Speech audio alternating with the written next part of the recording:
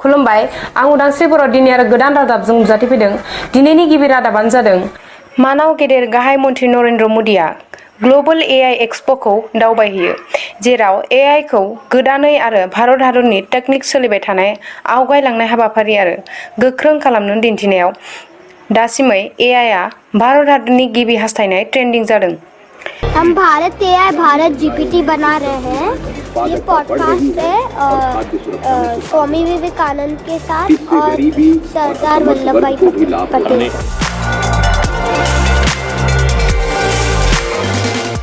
देहा बीमा योजना अटल अमृत योजनाखौ रोजा रोजा सुबुं माहारिया देहा फाहामनायाव गोबां मुलाम्फा मोन्दों होनना गिबि मन्थ्रि मुश्री हिमन्त बिश्व शर्माया फोरमायदों आरो बेयो आयुष्मान भारत योजनानि रादाय होनना बुङो।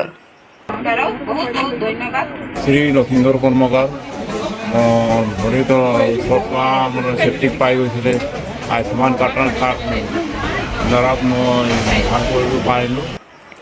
गाहाय मन्थ्रि मुश्री मदिया छत्तीसगढ़नि गोदान सरकार दानाय समायखिरा लानायाव बाहागो लायो, लोगोसे आसाम आरो इउपिनि गिबि मन्थ्रि मुश्री हिमन्त बिश्व शर्मा आरो मानाव गेदेर योगियाबो बे समायखिरा लानायाव बाहागो लायो।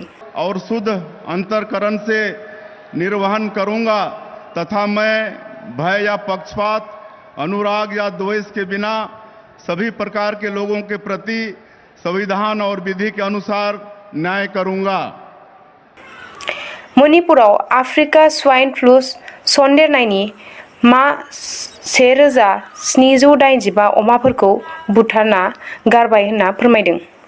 सानसेनि हाबाफारि लाना फैगौ 16 दिसेम्बर खालि खाग्राबारि दखरा एबसुनि खुंगा 41थि जथुम्माखौ खुंनो साखाफारा खालामदों।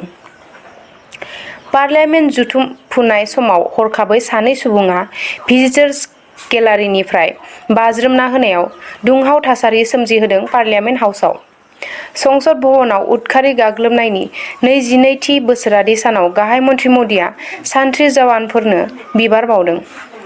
गुबुन हादोराव जानायनि फारसे कर'नानि गिथावनासिन महरखौ होबथानायनि थाखाय भारतआ गोख्रों जानानै दङ।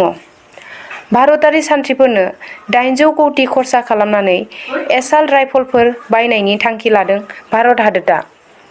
गाहाय मन्थ्रि जानायनिफ्राय मुश्री मदिया खेब 64 सम साहा सानजा रायजोआव दावबायफैयो होनना मुश्री सोनोवालआ फोरमायो।